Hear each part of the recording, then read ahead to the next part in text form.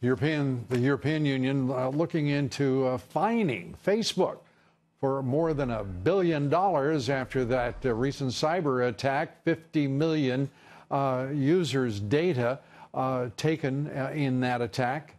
Ireland's Data Protection Commission is demanding more information from Facebook about the scale of the data theft and the cyber attack, in which EU residents were victimized in the attack. Facebook CEO Mark Zuckerberg saying the company takes the breach very seriously. You would think they would take it seriously. 50 million people's personal data stolen in a cyber attack, and Facebook still doesn't know who is behind the hack. And we haven't been really given too much information about the timeline, when the attack occurred, when Facebook found out, and how they notified 50 million people. Joining us tonight, cybersecurity expert Morgan Wright. And it's great to see you, Morgan. Thanks for being with us. You bet, Lou. There is such arrogance on the part of these big tech firms, social media. It is really repulsive to hear a Zuckerberg billionaire saying Facebook's taking this seriously. Really? Really? They have to say that? My gosh. Well, you know what strikes more fear into the heart of Mark Zuckerberg than Batman? The GDPR and the Irish Data Protection Commission, because now they're going to hit these companies where it hurts the most, and that's financially.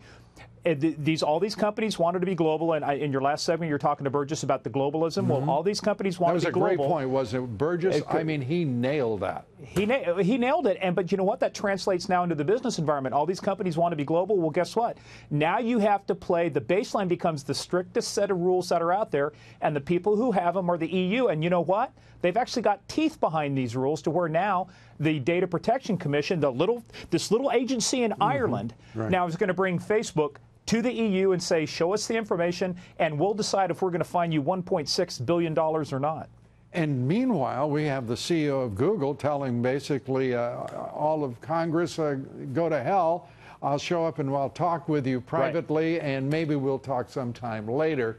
You've got the chair of Facebook saying we're taking it seriously, when obviously it's the opposite. Or 50 million people wouldn't have their user data, their personal data, stolen in a cyber attack by Facebook knows not who. Well, you know, and Lou, the other thing, too, about this, it just wasn't Facebook data. The way Facebook works, too, is they have what they call single sign-on, which means that you can use Facebook now to sign into other services. So not only was Facebook affected, but if you signed into 3 or 4 other sites using your Facebook credentials, you might have had your information stolen from those sites as well. So it's much bigger than Facebook alone. Yeah, that's why I said user personal data, because of that potentiality.